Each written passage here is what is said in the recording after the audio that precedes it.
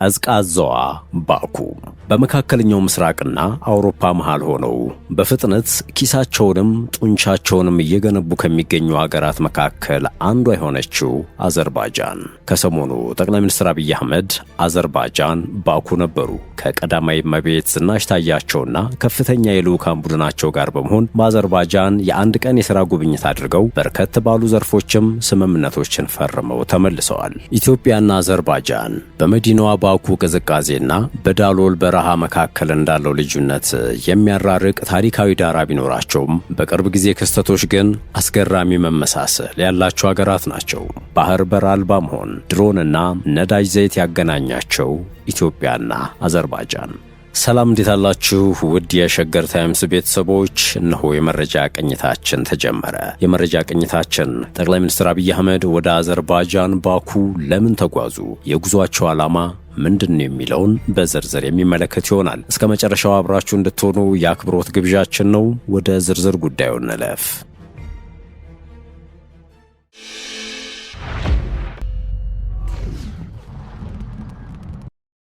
በመግቢያችን ላይ እንዳነሳ ነው ጠቅላይ ሚኒስትር አብይ አህመድ ከቀዳማዊት እመቤት ዝናሽ ታያቸውና ከፍተኛ የልዑካን ቡድን ጋር በመሆን አዘርባጃን የአንድ ቀን የሥራ ጉብኝት አድርገው በርከት ባሉ ዘርፎችም ስምምነቶችን ፈርመው ተመልሰዋል። 11 ሚሊዮን ገደማ ሕዝብ ያላት አዘርባጃን የታላቋ ሶቪየት ኅብረት አንድ አካል፣ አንድ ግዛት ነበረች። እስልምና ሃይማኖት ተከታዮች በብዛት የሚኖሩባት ይህች ሀገር ልክ እንደ ኢትዮጵያ ሁሉ ስትራቴጂክ የምትባል ድምጿን አጥፍታ በቀዝቃዛው አየር ንብረቷ አስደናቂ ጉዞ ውስጥ የምትገኝ ነች። በምስራቅ አውሮፓና ምዕራባዊ እስያ መስቀለኛ መንገድ ላይ የምትገኘው አዘርባጃን ሶቪየት ኅብረት ስትፈርስ እንደ ፈረንጆቹ አቆጣጠር በ1991 ነበረ ነጻነቷን ያገኘችው። ከዚያ የሶቪየት ኅብረትና ኮሚዩኒስት ካምፕ መመታት በኋላ አዘርባጃን በኢነርጂ ኢኮኖሚ በፍጥነት እያደገች የመጣች ሀገር ሆናለች። በተፈጥሮ ጋዝ፣ በነዳጅ ዘይት ኤክስፖርት በምድራችን መሪ ከሚባሉ ሀገራት መካከል አንዷ ነች። ባኩ ላይ መናገሻ ያደረገችው አዘርባጃን። ባኩ አውሮፓና እስያን የምታገናኝ ወሳኝ ኢኮኖሚክ ኮሪደር የሆነች ከተማም ነች። ከፈረንጆቹ 2003 ጀምሮ በ61 ዓመቱ ኢልሃም አሊየቭ የምትመራው ሀገሪቷ ከካውካሰስ ቀጠና አልፋ የዲፕሎማሲ አድማሷን እያሰፋች ትገኛለች። በዋናነት ይህች አዲስ መጪ የበለጸገች ኢመርጂንግ ኢኮኖሚ ባለቤት የሆነች ሀገር በመላው ዓለም እየታወቀች የመጣችው የቀጠናውን ጂኦፖለቲካ አስተላለፍ የቀየረ ጦርነት ከጎረቤቷ አርሜኒያ ጋር ካካሄደች ማግስት ነበረ። እዚህ ጋር ነው በመግቢያችን ላይ ያጋራናችሁ ከኢትዮጵያ ጋር የሚያመሳስላት ቁልፍ ጉዳይ የሚመጣው። ናጎርኖ ካራባግ ሁለቱን ሀገራት ከ1980ዎቹ ጀምሮ ሲያጋጭ የነበረ ግዛት ነው። ቀደም ሲል በአርሜኒያ ተይዞ የነበረው ይህ ክልል በ2020 በተደረገ ጦርነት አዘርባጃን አሸንፋ መልሳ መቆጣጠር ችላ ነበር። ብዙዎች በቅርበት በተከታተሉት የ2023 ጦርነት ደግሞ አዘርባጃን መጠነ ሰፊ የማጥቃት ኦፕሬሽን አካሂዳ በዚህ ግዛት የበላይነቷን አወጀች። ይህ ጦርነት ዓለማችን ለመጀመሪያ ጊዜ የተመለከተው የሰው አልባ ጄት ወይንም የድሮን ወሳኝ ሚና የተጫወተበት ነበረ። በዋናነትም ቱርክ ባቀረበችው ባይራክታር ቱቢቱ ድሮን አዘርባጃን የአርሜኒያን ጦር ድል መንሳትና ነጎርኖ ካራባግ የተሰኘውን ግዛት በበላይነት ለመቆጣጠር አስችሏታል። ይህ ታሪክ በኢትዮጵያ ሰሜናዊ ክፍል በተቀሰቀሰው ከ2013 እስከ 2015 በተካሄደው ጦርነት የፌዴራል መንግስት መጠነ ሰፊ የምድር ኃይል አደራጅቶ 4 ኪሎን በድጋሚ ለመቆጣጠር 150 ኪሎ ሜትር ቀርቶት የነበረውን ህወሓትን በቱርክ ሰራሽ ባይራክታር ቱቢቱና በሌሎችም ሀገራት በሰሩት ድሮኖች ተጠቅሞ ጦርነቱን የቀለበሰበት አጋጣሚ ጋር የሚመሳሰል ነው።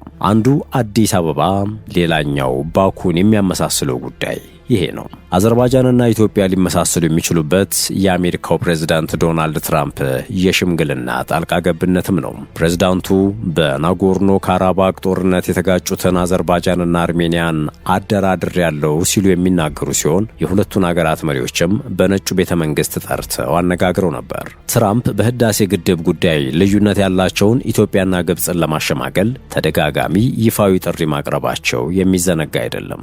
ሌላኛው ኢትዮጵያም አዘርባጃንም የባህር በር አልባ ላንድ ሎክድ ሀገር መሆናቸው ያመሳሰላቸዋል። አስገራሚው ጉዳይ የሀገራቱ ታሪክ ቢለያይም ሁለቱም ሀገራት ባህር በር አልባ የሆኑት ከፈረንጆቹ 1991 ወይም በእኛ አቆጣጠር ከ1983 በኋላ መሆኑ ነው። አዘርባጃን በሶቪየት ኅብረት ስር በነበረች ጊዜ ከግዙፏ ሀገር የባህር በር ተቋዳሽ ነበረች። ነበረች። ሶቪየት ኅብረት ስትፈርስ ግን በየብስ ብቻ የተከበበች ለመሆን ተገደደች። ኢትዮጵያ ደግሞ በሶቪየት ኅብረት ይደገፍ የነበረው ሶሻሊስቱ ደርግ ሲወድቅና ኤርትራ ስትገነጠል ሁለቱንም ወደቦቿን አጣች። ያም ቢሆን አዘርባጃን ልክ እንደ ኢትዮጵያ ከባህር ጋር የማትገናኝ ሀገር አይደለችም። ካስፒያን ባህር በምድራችን ላይ ካሉ ግዙፍ የውሃ አካላት መካከል አንዱ ነው። ነገር ግን ይህ ባህር በመሬት ወይንም በየብስ የተከበበና ከሌሎች ዓለም አቀፍ የባህር ጠረፎች ጋር የሚገናኝ ባለመሆኑ ሀገሪቷ ባህር በር አልባ ትባላለች። ያም ሆነ ይህ ባህር ለአዘርባጃን የህልውና መሰረት ነው። አሁን በዓለማችን ከፊት ለፊት ተርታ የምትሰለፍበትን የኢነርጂ ኢኮኖሚ የገነባችው ከዚህ ባህር ነው። የተፈጥሮ ጋዝና ነዳጅ ዘይት የምታመርተው ከዚህ ባህር ነው። ምንም እንኳን ከውቅያኖሶች ጋር ባይገናኝም ካዛክስታን፣ ቱርክሜኒስታን የመሳሰሉ ሀገራት ጋር የምትገናኘውም በዚህ ባህር አልፋ ከዚያም ቀጥሎ ካለው የመሬት ክፍል ጋር ተገናኝታ ነው። መጠነ ሰፊ የአሳ ምርት የምታገኘውም ከዚሁ የካስፒያን ባህር ነው። ነገር ግን አሁንም ዓለም አቀፍ ባህሮች ጋር መገናኘት የማትችል ባህር በር አልባ ሀገር ነች። ከዚህ ውጪ ለሶስተኛው ዓለም ሀገራት ከክላሽንኮቭ ጀምሮ ጦር መሳሪያ በመሸጥም ትታወቃለች። የተቃውሞ ጎራ የጠቅላይ ሚኒስትር አብይን ጉብኝት የጦር መሳሪያ ግዢ ሲል የገለጸውም ለዚህ ይመስላል። የጠቅላይ ሚኒስትር ጽሕፈት ቤት እንዳመለከተው የኢትዮጵያና አዘርባጃን ግንኙነት ከቅርብ ዓመታት ወዲህ እየጠነከረ እንደመጣ አስታውቋል። ለዚህም ጉልህ ማሳያው በጠንካራ ትብብር የቀጠለው ዲፕሎማሲያዊ ግንኙነት ነው ይላል የጠቅላይ ሚኒስትር ጽሕፈት ቤቱ ባወጣው መረጃ። ይኸው ላቅ ያለው የሁለቱ ሀገራት ቅርርብን ተከትሎ ጠቅላይ ሚኒስትር አብይ አህመድ በአዘርባጃን ሪፐብሊክ ይፋዊ የሥራ ጉብኝት እንዳደረጉም አመልክቷል። ነገር ግን ኢትዮጵያ በአዘርባጃን ያላት ቆንጽል ጽሕፈት ቤት ነው። አምባሳደር ሆኖ እያገለገሉ የሚገኙትም በቱርክ የኢትዮጵያ ባለሙሉ ስልጣን አምባሳደሩና በካውካሰስ ሀገራት ተወካይ የሆኑት ጄኔራል አደም መሐመድ ናቸው። ጠቅላይ ሚኒስትር አብይ አህመድና ቀዳማዊት እመቤት ዝናሽ ታያቸው ከከፍተኛ የልዑካን ቡድናቸው ጋር በመሆን ወደ አዘርባጃን ባኩ የገቡት በዚህኛው ጉብኝት የሁለትዮሽ ግንኙነቶችን የላቀና ትርጉም ያለው ደረጃን ለማድረስ እንደሆነ ተገልጿል። የጉዟቸውን ዓላማ በተመለከተ በእርግጥ ቀደም ሲል እንዳነሳ ነው የጦር መሳሪያ ግዢ ሳይሆን አይቀርም ሲሉ የዘገቡም አሉ። ነገር ግን ባገኘነው መረጃ መሰረት የኃይልና መሰረተ ልማት ትብብር አንዱ ሊሆን እንደሚችል ተጠቅሷል። አዘርባጃን በነዳጅ ዘይት፣ የተፈጥሮ ጋዝና ኤነርጂ ልማት ጠንካራ እየሆኑ ከመጡ ሀገራት መካከል አንዷ ናትና ኢትዮጵያም በዚህ ዘርፍ ትብብሯን ለማጠናከር እንደምትሞክር ነው የሚጠበቀው። ሌላኛው የዲፕሎማቲክ ትብብር ሲሆን ከተለመደው የምዕራቡ ዓለም ሀገራት ትብብር በዘለለ አዲስ እየመጡ ካሉ ሀገራት ጋርም በትብብር ለመስራት ታስቦ እንደሆነ እየተገለጸ ነው። ከዚህ ውጪ ወታደራዊና የቴክኖሎጂ ትብብርም አንዱ ሊሆን እንደሚችል እየተነገረ ነው። ይህም ስምምነቱ በኢትዮጵያ ልዑክና በአዘርባጃን መንግስት መካከል ከተፈረሙ ሰነዶች መካከል አንዱ ነው። አዘርባጃን አስደናቂ የወታደራዊና ድሮን አቅምን ገንብታለች። እናም ኢትዮጵያ በደህንነትና ቴክኖሎጂ ዘርፍ ትብብሯን ለማጠናከር ያላትን ፍላጎት ከዚህ ቀደም በአዲስ አበባ ጉብኝት አድርጎ ከነበረው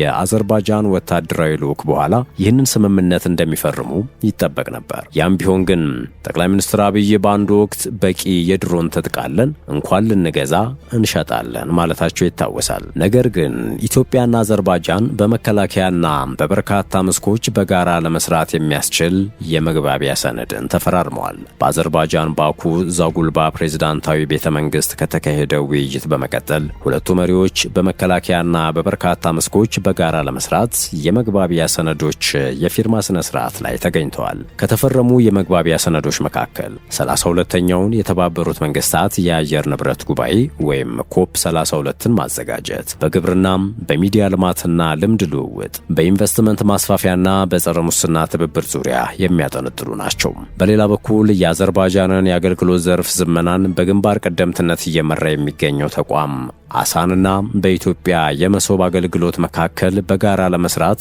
ስምምነት ላይ መድረሳቸውን የጠቅላይ ሚኒስትር ጽሕፈት ቤት መረጃ ያመላክታል። ስምምነቶቹና የመግባቢያ ሰነዶቹ በሁለቱ ሀገራት መካከል ባሉ ቁልፍ ዘርፎች የሁለትዮሽ ትብብርን ይበልጥ እንደሚያጠናክሩና እንደሚያስፋፉ ይጠበቃል። ዋናው ዘርፍ ግን ኢነርጂ ነው። አዘርባጃን በአስደናቂ መልኩ ፊት አውራሪ የሆነችበት የተፈጥሮ ጋዝና ነዳጅ ዘይት ኢኮኖሚ በ3 ቢሊዮን ዶላር የማዳበሪያ ፋብሪካ እንደዚሁም የተፈጥሮ ጋዝ ልማት ለማከናወን ግዙፍ ፕሮጀክቷን ከናይጄሪያው ባለጠጋ አሊኮ ዳንጎቴ ጋር ለጀመረችው ኢትዮጵያ ጨዋታ ቀያሪ ለውጥ ሊያመጣ እንደሚችል ይጠበቃል። ውድ የሸገር ታይምስ ቤተሰቦች በመረጃ ቅኝታችን ሌላ አንድ መረጃ እናክልላችሁም። ጦርነቱ በአንድ ወር ውስጥ ሊጀመር ይችላል በሚል የወጣውን ማስጠንቀቂያ በህወሓትና በፌዴራል መንግስት መካከል በቀጣይ ወር ግጭት ሊቀሰቀስ እንደሚችል የአሜሪካው ተቋም አስጠንቅቋል። የግጭት እውነቶችን የሚተነትነው ክሪቲካል ትሪትስ ባወጣው ሰፊ ሪፖርት ወታደራዊ ውጥረቱ ከመቼውም ጊዜ በላይ ማየሉን አስታውቋል። ኃይሉን ወደ ትግራይ አዋሳኝ አካባቢዎች ያስጠጋው የፌዴራል መንግስት በመጪው ወር ውስጥ በህወሓት ላይ ጥቃት ሊከፍት እንደሚችል ተቋሙ ጠቁሟል። ሁለቱ ኃይሎች በየፊናቸው ከፍተኛ ወታደራዊ ዝግጅት እያደረጉ መሆኑን ተቋሙ ከአንድ ሳምንት በፊት ባወጣው ሪፖርት መግለጹ የሚታወስ ነው። አሁን ላይ ትግራይን በሚያዋስኑ አፋርና አማራ አካባቢዎች ጦር አስጠግተው የተፋጠጡት የፌዴራልና የህወሓት ኃይሎች ወደ ግጭት የመግባታቸው ነገር አይቀሬ መሆኑን ተቋሙ አመላክቷል። የመጨረሻ ምዕራፍ ላይ የደረሰው ውጥረት ከፈነዳ በቀጥታም ይሁን በተዘዋዋሪ በኢትዮጵያና በኤርትራ መካከል ጦርነት እንደሚቀሰቀስም ተቋሙ አስጠንቅቋል። ሁለቱ ሀገራት በድንበር አካባቢዎች ከፍተኛ ወታደራዊ ዝግጅት እያደረጉ መሆኑን የሚጠቅሰው ሪፖርቱ የኤርትራን ጦር ጨምሮ ዋናው ጦርነት ዝግጅት እየተደረገ ያለው በሰሜን ኢትዮጵያ ነው። በዋናነትም በትግራይ አማራና አፋር ክልሎች አዋሳኝ ሲሆን የኤርትራ ጦር ትግራይ ክልል ገብቶ ከህወሓት ታጣቂዎች ጋር በጋራ እየተንቀሳቀሰ ነው ተብሏል። የኤርትራ ወታደሮች ከአዲግራት እስከ ተንቤን ድረስ ዘልቀው መግባታቸውን የዓይን እማኞችን ጠቅሶ ኢትዮጵያ ኢንሳይደር መዘገቡ ይታወሳል። በኢትዮ ኤርትራ መካከል ጦርነቱ ከተቀሰቀሰ እንደ ሳውዲ አረቢያ፣ የተባበሩት አረብ ኤምሬትስ ያሉ የባህረ ሰላጤው ሀገራት እንደሚገቡበት ተቋሙ በሪፖርቱ አስጠንቅቋል። እንዲሁም ከኢትዮጵያ ጋር ውጥረቱ ውስጥ የምትገኘው ግብጽና በቀጠናው ያንዣበበች የምትገኘው እስራኤል እጃቸውን ማስገባታቸው አይቀሬ መሆኑን አመላክቷል። 11ኛ ሰዓት ላይ የደረሰውን ውጥረት ማስቀረት ካልተቻለ እስራኤልና አረብ ኤምሬትስ ከኢትዮጵያ ጎን ሲሰለፉ፣ በአንጻሩ ሳውዲና ግብጽ ከኤርትራ ጎን ሊሰለፉ እንደሚችል ትንበያውን አስቀምጧል። እነዚሁ ሀገራት በሱዳኑ ጦርነት ውስጥ እጃቸውን ያስገቡ መሆናቸው ደግሞ ስጋቱን ከፍ አድርጎታል። የሱዳኑ ጦርነት በተለይም ከቅርብ ጊዜ ወዲህ ከኢትዮጵያ ጋር እየተቆራኘ መጥቷልም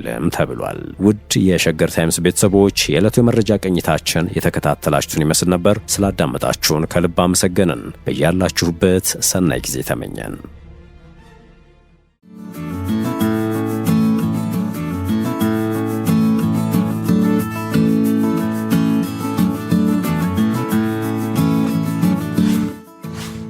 ሸገር ታይምስ ሚዲያን ሰብስክራይብ በማድረግና ደወሉን በመጫን ይከተሉን።